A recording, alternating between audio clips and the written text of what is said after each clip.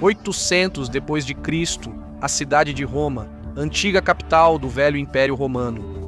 Carlos, o grande rei dos francos, está de pé no altar da Basílica de São Pedro. Lá, o Papa Leão III coroa Carlos, e ele é aclamado por uma multidão de romanos, nobres, magnatas e altos membros do clero como imperador dos romanos. Este é um momento notável. Séculos após a morte do último imperador romano do Ocidente, Carlos conseguiu reunir grande parte do antigo Império Ocidental. Agora, ele é coroado como imperador e, para o clero, a nobreza franca e os principais cidadãos de Roma, o Império Romano está restaurado. Para alguns, este era o antigo Império Romano renascido. Para outros, este era o início de um novo império, o Império Romano Germânico. Sem dúvida, Carlos Magno levou o Ocidente a novos patamares de poder após séculos de obscuridade. Seu império viria a definir a Idade Média Ocidental. Vamos aprender mais hoje no Real Crusades History enquanto exploramos a coroação imperial de Carlos, o Grande, Carlos Magno.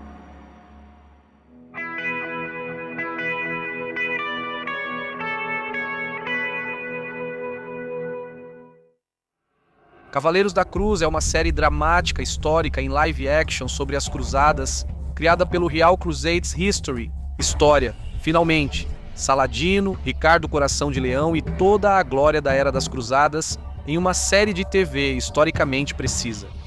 Para saber mais, visite knightsoftthecross.com e apoie o programa de TV hoje mesmo. Descubra como você pode participar da série.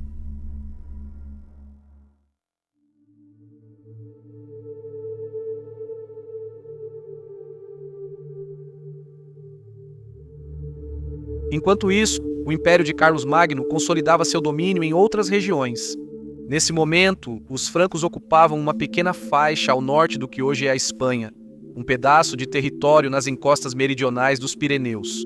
Aqui, os francos estabeleceram uma série de condados altamente militarizados e autônomos para servirem como barreiras defensivas contra os mouros omeadas da Espanha. Isso foi a continuação lógica da política do avô de Carlos Magno, Carlos Martel, que havia interrompido as incursões mouras na França. Assim começou a história medieval inicial da Catalunha. Enquanto isso, a Igreja Franca tornou-se cada vez mais importante nos assuntos eclesiásticos.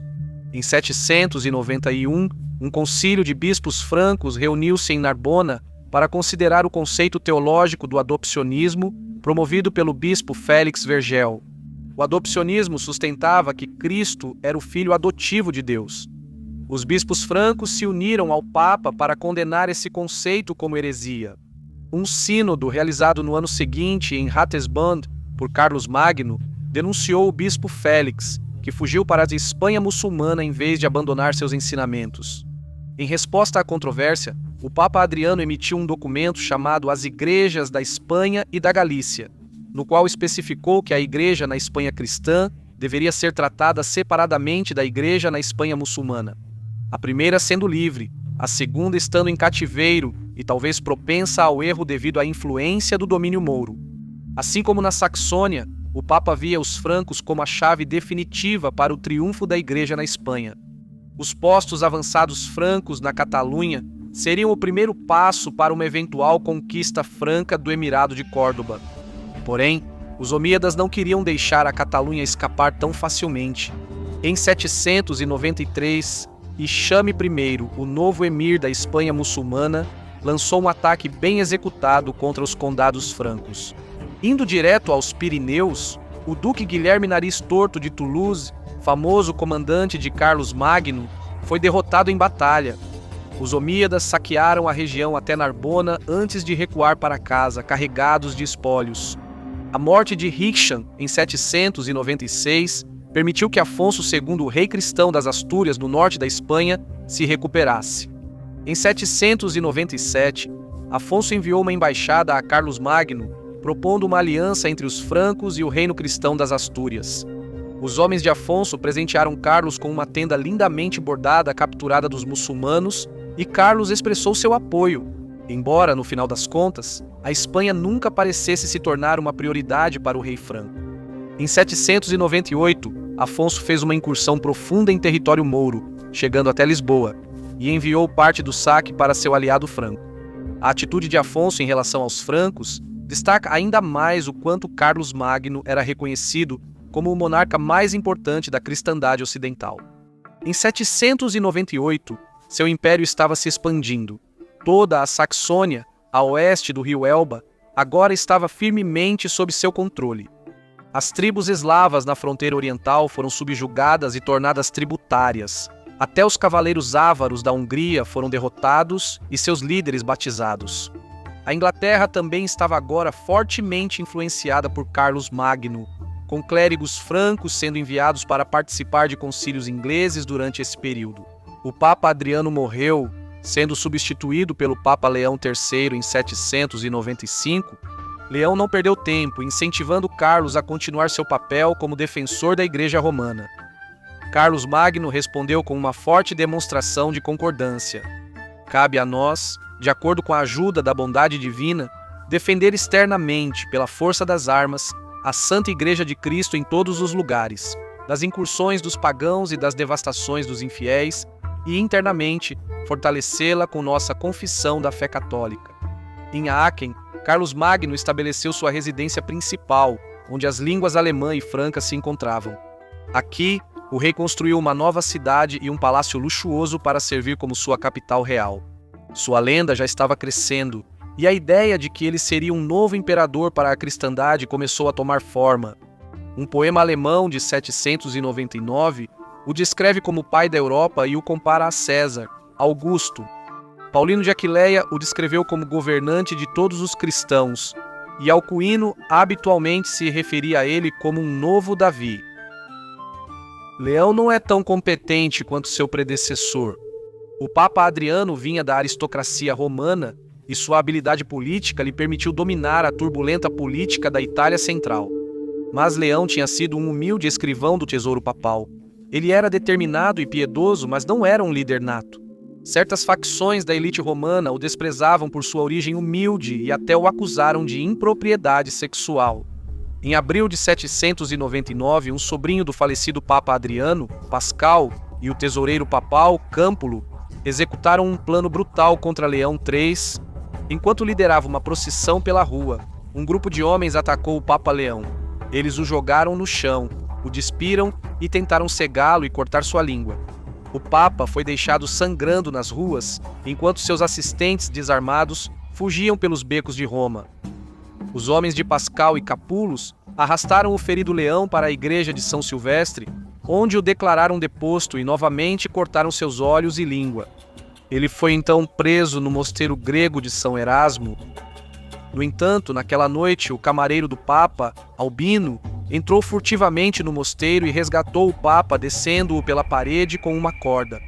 Albino levou rapidamente o Papa até São Pedro, onde foi descoberto que Leão, apesar dos ferimentos, ainda podia ver e falar. Albino e os aliados do Papa se alegraram, certos de que aquilo era um milagre. O Duque de Spoleto, um agente de Carlos Magno que fornecia forças militares para o Papa, enviou notícias do ataque ao rei dos francos. Carlos Magno solicitou que o Papa Leão fosse até ele em Paderborn. O príncipe Pepino, filho de Carlos, e o arcebispo de Colônia acompanharam o Papa na viagem, até que Carlos Magno o recebeu em Paderborn. Carlos cumprimentou o Papa calorosamente e prometeu punir os conspiradores por trás do ataque. A cena do cumprimento de Carlos Magno ao Papa deve ter sido impressionante. Todo o exército franco, recém-saído de suas vitórias sobre os saxões, estava reunido.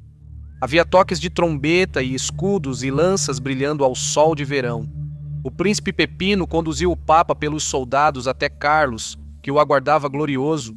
No meio de seus mais altos nobres e bispos, o rei estava vestido com sua melhor armadura, um elmo dourado na cabeça. Carlos ajoelhou-se para receber a bênção do Papa Leão e depois o abraçou lado a lado. Eles entraram na igreja, onde o Papa celebrou a missa. Depois foi realizado um banquete luxuoso no qual vinho foi servido em cálices de ouro. Queremos saber sobre as conversas privadas entre Carlos e o Papa nessa ocasião. Será que Carlos prometeu limpar o nome do Papa e reintegrá-lo em Roma? Mas também os dois podem muito bem ter planejado a magnífica cerimônia de coroação que em breve aconteceria em Roma. Ninguém mais questionava o direito de Carlos Magno de exigir que o Papa fosse até ele. Carlos já governava há 30 anos e era conhecido como Carlos o Grande. Os intelectuais de sua corte admiravam que esse príncipe franco, herdeiro de metade da terra dos francos, agora reinasse, das costas do Atlântico no oeste até as terras selvagens da Boêmia no leste e da fronteira norte da Espanha até o rio Elba, no norte de Calábria, no sul da Itália, até as fronteiras da Dinamarca. Deste vasto império, imensa riqueza e prestígio fluíam para a posse do rei. Mas como qualquer governante capaz, ele cultivava mais do que apenas o poder militar. Ele valorizava bens espirituais, promovia escolas, artes, reformava a igreja e oferecia isso ao povo. Criaram um novo sistema de cunhagem para facilitar o comércio em todas as terras. Até mesmo no campo da fé, Carlos parecia ir além do próprio Papa, muitas vezes tomando a dianteira no combate à heresia. Alcuino, que não era só um bajulador, descreveu Carlos como iluminado por todo o conhecimento e sábio para enxergar através de mistérios e escuridão. O fato de Alcuino estar no círculo mais elevado da corte real, cujos conselhos eram os mais valorizados pelo rei, ajudava. Carlos ouvia Alcuino, especialmente em assuntos de grande importância. Então, agora, quando esse fiasco envolvendo o Papa Leão surgiu, Carlos recorreu a Alcuino em busca de conselhos. As motivações para esse complô contra o Papa são complexas, mas lançam alguma luz sobre as realidades políticas do período. Muitos membros da aristocracia romana tinham problemas com Leão, pois ele foi indicado pela Igreja Franca e era o candidato preferido de Carlos Magno. Alguns membros da nobreza romana estavam cada vez mais desconfortáveis com o crescente poder dos francos, e para eles, Leão representava a aceleração desse poder. O historiador Godofredo Baraclau até especula que Pascal e Cámpulus estavam em contato com o governo imperial em Constantinopla, um aliado natural para qualquer um que esperasse conter o poder dos francos. Alcuino instou Carlos a rejeitar as acusações contra o Papa e a apoiá-lo de forma inequívoca. Alcuino estava convencido de que as acusações de adultério e perjúrio contra o Papa deviam ser falsas.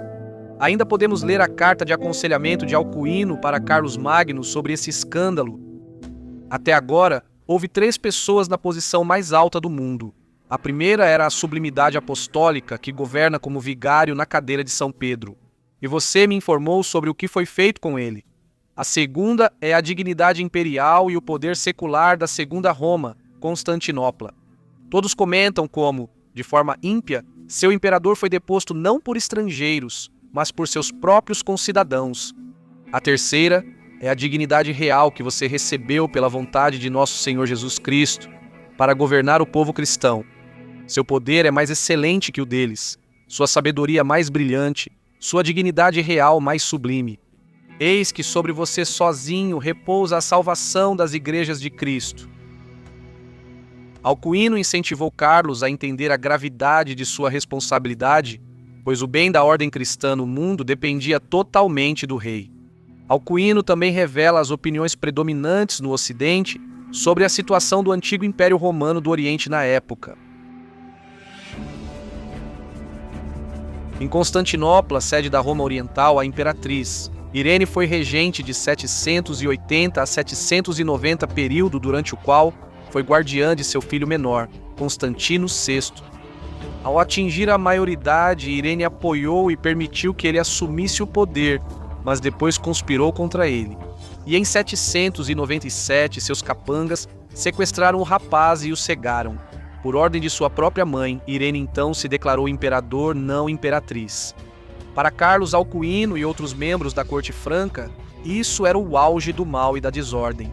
Irene, que mutilou o próprio filho, jamais seria uma governante legítima e, como mulher, também não poderia ser imperador. Para os francos, o Império Romano estava vago. Dá para perceber aonde tudo isso estava levando. Os francos, incluindo o próprio Carlos, tinham opiniões muito fortes sobre quem deveria assumir o título de imperador. Enquanto isso, Carlos agiu para resolver o escândalo papal. Em outubro, ele mandou o Papa Leão de volta a Roma com uma comissão de 10 homens para investigar as acusações contra ele. O Papa também foi escoltado por um grande grupo de guerreiros francos para lembrar aos romanos que era Carlos, e ninguém mais, quem determinaria o desfecho dessa questão. A comissão se reuniu para as audiências. Os acusadores do Papa apresentaram novamente suas acusações, mas Alcuino argumentou que não era adequado submeter o Santo Pontífice a julgamento terreno. Para resolver a questão, o Papa Leão jurou que as acusações eram falsas. Já os acusadores foram enviados de volta à Francônia para enfrentar Carlos. Em março de 800, Carlos Magno partiu em uma viagem por seu império, desde o Estreito de Dover até a fronteira espanhola. Ele investigava relatos de ataques recentes nessas costas por navegadores nórdicos. Vikings, como os chamamos hoje, esses foram alguns dos primeiros indícios da era viking, que atingiria seu auge bem depois da morte de Carlos Magno. Para combater esse problema crescente, Carlos construiu uma frota para patrulhar suas linhas costeiras. Ele enviou uma força franca para ocupar as Ilhas Baleares na costa da Catalunha, na atual Espanha. Sob o governo forte e unificado de Carlos Magno, havia poucas chances para invasores vikings. Depois, com a decadência da Ordem Carolíngia após Carlos Magno, surgiriam muitas oportunidades. Por enquanto, o vasto império de Carlos Magno proporcionava muita estabilidade e tranquilidade para a maioria de seus habitantes. Podemos entender por que os estudiosos da corte franca foram tentados a acreditar que a antiga Pax Romana havia retornado. Em Tours, Carlos Magno realizou uma reunião com seus 3 filhos, junto com Alcuino, o novo abade de São Martinho. Carlos Magno passou maio em oração, possivelmente se preparando para o evento marcante que viria. Por volta dessa época, a quinta e última esposa de Carlos, Lutgarda, morreu subitamente. Nossas fontes o descrevem lamentando sua perda amargamente, mas isso não o impediu de anunciar em agosto que viajaria para Roma para cuidar dos assuntos do papado e de seu reino italiano. Carlos chegou a Roma em novembro, acompanhado por um grande exército e uma abundância de presentes para as igrejas da cidade. Ainda havia murmúrios nas ruas sobre o Papa Leão entre certas facções da nobreza romana. Mas no dia 23 de dezembro, na presença do rei Carlos, o Papa Leão fez um juramento, jurando pela falsidade das acusações de Pascal e de seus outros acusadores.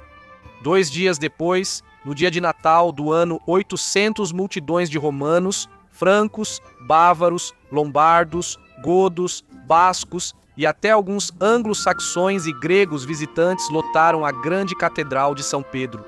Perto do altar estavam os filhos e filhas de Carlos, príncipes e princesas reais francos. Na frente do altar estava o próprio Carlos, vestido com uma túnica e manto romanos, com um cinto de ouro e sandálias cravejadas de joias. No meio da missa, o Papa Leão coroou Carlos Magno como imperador. A multidão reunida gritou proclamando a coroação. Vida longa e vitória a Carlos Augusto, coroado por Deus, o grande e pacífico imperador dos romanos. O Papa então se prostrou diante de Carlos e beijou a barra de seu manto no antigo ritual do Império Romano. Carlos Winston aponta que esse procedimento de aclamação pelo povo romano era a forma legal adequada para proclamar um imperador romano. Assim, Carlos tornou-se imperador do Ocidente, o primeiro desde 476 d.C. Houve muito debate sobre as circunstâncias da coroação de Carlos Magno, mas para o Conselho de Nobres, abades e bispos de Carlos Magno, esse era o desdobramento lógico para eles. O verdadeiro império original era o romano, enquanto o império, com sede em Constantinopla, já não tinha nenhuma ligação com Roma. Agora era governado por uma mulher que nunca poderia ser comandante militar. O antigo Império Romano do Ocidente, incluindo Roma, Ravenna, Milão, Arro, Lyon, Paris e Trèveris, agora estavam unidos novamente. Sob o governo de Carlos Magno, ele era de fato imperador. Ele deveria ser proclamado imperador por lei. Há fortes razões para acreditar que era exatamente assim que Carlos Magno via as coisas e que ele buscou esse resultado em sua política. Hoje, há intenso debate sobre a coroação de Carlos Magno, muito estimulado por sua própria corte. O biógrafo Enhardo escreveu que Carlos Magno ficou tão surpreso e irritado com a coroação feita pelo Papa que jamais teria entrado na igreja se soubesse da intenção de Leão. Essa afirmação contradiz todas as ações de Carlos Magno nos meses anteriores à preparação para esse evento. A ideia de que Carlos não esperava receber o título imperial é simplesmente inacreditável. Historiadores já ofereceram várias explicações para o comentário estranho de Enhardo. Talvez Carlos Magno quisesse o título imperial, mas não desejava recebê-lo do Papa, pois isso sugeriria que o Papa era superior. O problema com essa explicação é que ela é potencialmente anacrônica. Ela antecipa conflitos entre os papas e os imperadores no século XI, que ainda não existiam no século IX. Outra teoria diz que Carlos só queria ser imperador após a aprovação do imperador bizantino do Oriente. Nos anos seguintes, Carlos se esforçaria para conquistar o reconhecimento do imperador do Oriente, chegando a fazer concessões consideráveis ao irmão. Mas Carlos nunca esperaria que Constantinopla o reconhecesse voluntariamente como imperador. Carlos Magno, político astuto, sabia que precisava conquistar o título antes de negociar com os imperadores bizantinos relutantes. A política franca certamente apoia essa tese. Alguns historiadores sugerem que Enhardo quis mostrar seu mestre como modesto, recusando o título imperial até ser-lhe imposto. Outra explicação é que ele pode ter mostrado seu próprio viés, pois, como muitos francos, preferia ver Carlos como rei franco e não imperador romano. O ciúme sentido pelos francos da classe nobre ao pensar em seu imperador, expandindo além de sua realeza tribal, era muito real, e pode explicar o comentário estranho de Enhardo. Na tradição germânica, homens de alta patente aclamavam seu chefe como líder, não um papa romano. A ascensão de Carlos Magno marcou o fim da antiga Assembleia Legal Germânica, onde homens livres se reuniam com seu chefe, o primeiro entre iguais. Agora, os francos se ajoelhariam diante de um homem que era mais que seu líder tribal, mas um imperador universal. Independentemente da veracidade da declaração de Enhardo, Carlos o Grande já era imperador e exercia seus poderes. Ele logo enviou agentes por todos os territórios papais para cobrar impostos e exigir juramentos de lealdade dos magnatas locais. Ele cunhou moedas proclamando a restauração do império e até cogitou casar com a imperatriz bizantina Irene. Não há dúvida de que Carlos apresentou sua ascensão como uma nova era de grandeza, para rivalizar com a de César Augusto. A concepção de império de Carlos Magno pode ser percebida pelo juramento de lealdade que ele exigiu em 802. Carlos Magno obrigou todos os homens livres a jurarem lealdade pessoal a ele e às suas leis. Ele também pediu que cada homem jurasse se esforçar voluntariamente, conforme sua inteligência e força, para manter-se inteiramente ao serviço sagrado de Deus e nunca causar qualquer dano às igrejas, viúvas, órfãos ou estrangeiros, todos considerados por Carlos como estando sob sua proteção especial. Carlos Magno colocou o direito canônico da Igreja ao lado de sua própria lei. Ambos deveriam ser obedecidos. Em outubro de 802, o imperador realizou uma grande assembleia na qual tanto a lei civil quanto a canônica foram proclamadas, ampliadas e codificadas. Nesse mesmo ano, o sonho de Carlos Magno de unir os impérios do Ocidente e do Oriente pelo casamento chegou ao fim. A imperatriz bizantina Irene foi deposta em Constantinopla por seu tesoureiro e exilada na ilha de Lesbos, onde logo morreu. O tesoureiro virou imperador. Niceforos, primeiro rene, fora mais amigável com a corte de Carlos Magno, mas Niceforos se opunha firmemente ao governante franco. No entanto, Carlos e Niceforos precisaram se relacionar, já que seus impérios tinham fronteiras em comum. Carlos ofereceu paz a Niceforos nas fronteiras em troca de ser reconhecido como imperador do Ocidente. Para pressionar um pouco os bizantinos, Carlos trocou embaixadas com o maior inimigo deles, o califa Harun al-Rashid, governante do vasto califado abássida. O califa enviou a Carlos presentes exóticos, sendo o mais espetacular um elefante chamado Abu Abbas. Naquele tempo, um elefante era realmente incrível. Carlos costumava levar o animal em suas viagens pelo império, tornando Abu uma atração entre nobres e plebeus. O califa enviou o presente aos francos: um belo relógio mecânico com 12 janelas das quais saíam figuras de guerreiros armados a cada badalada da hora. Essas negociações trouxeram mais do que presentes luxuosos. Al-Rashid deu a Carlos o status de protetor dos cristãos na Terra Santa. Carlos recebeu as chaves do Santo Sepulcro e até mesmo de Jerusalém. Cristão fervoroso, Carlos mostrou preocupação ativa com a Terra Santa e seus cristãos. Talvez isso seja o primeiro indício do que um dia resultaria na primeira cruzada, liderada pelos francos descendentes de Carlos Magno. Durante esse período, Carlos foi intensamente ativo no cuidado dos assuntos internos. Ele se esforçou para proteger as viúvas pobres e os órfãos dentro de seu império. E ele exortou o clero a manter seus votos e agir para o bem do povo cristão. Muitos decretos de Carlos Magno nesse período têm tom religioso, e o imperador quase soa como papa ou bispo. Ele exortou seu povo a não ser briguento, nem irado, nem orgulhoso, nem bêbado, mas casto de coração e corpo, humilde, modesto, sóbrio, misericordioso, pacífico. Carlos trabalhou para reduzir as obrigações militares dos pobres, isentando os homens livres desse serviço. Isso foi possível porque a grande maioria do domínio de Carlos agora estava em paz, com apenas as fronteiras sendo zonas ativas de combate. Por um lado, um império pode proporcionar essa estabilidade, por outro, exige longos anos de derramamento de sangue para alcançá-la.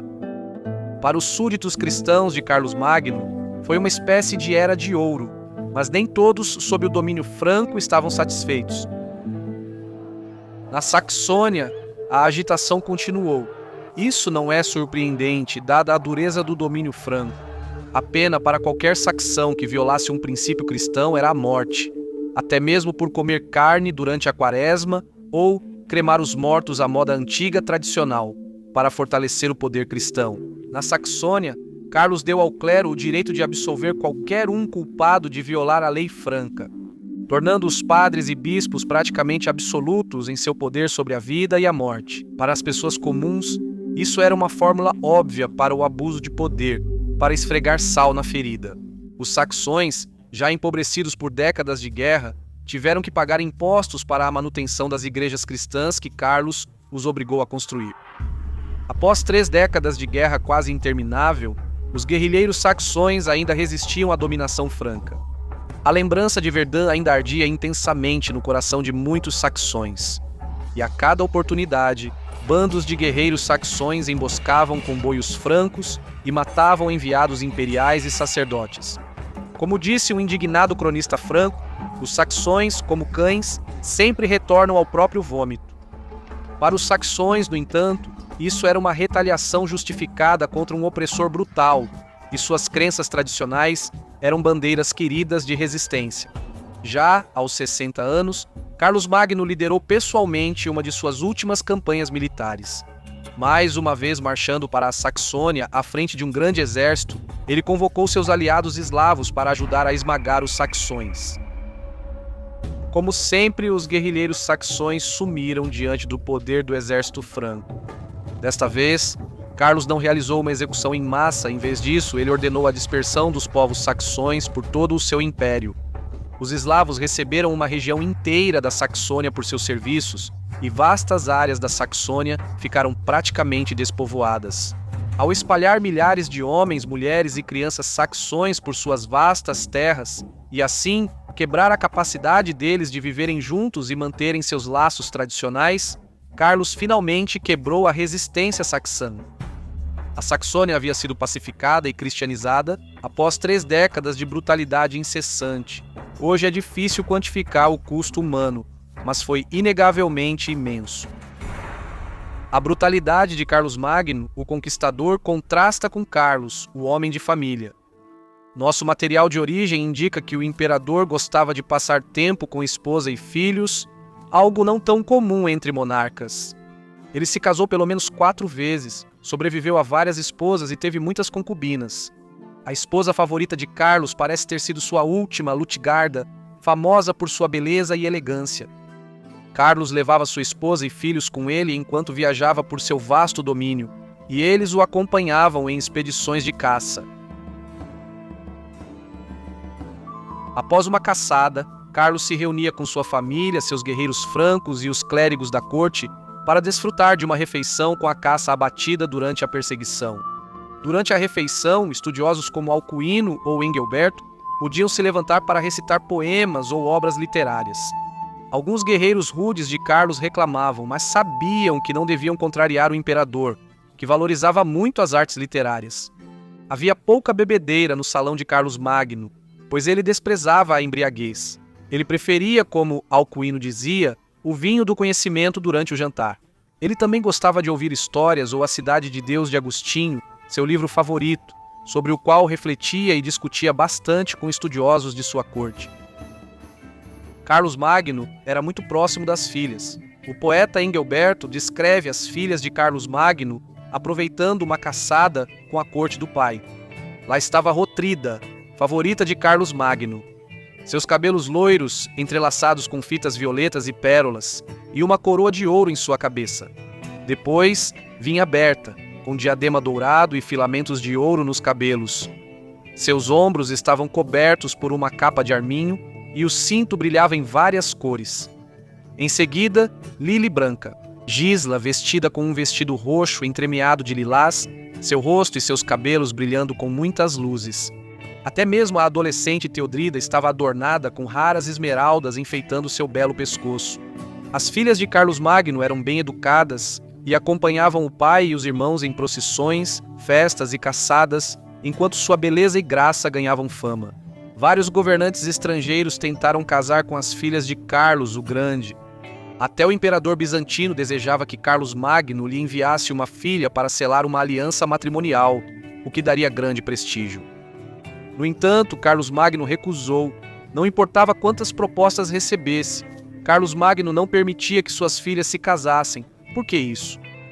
Bem, a resposta curta é que, se elas tivessem se casado, teriam que sair de casa.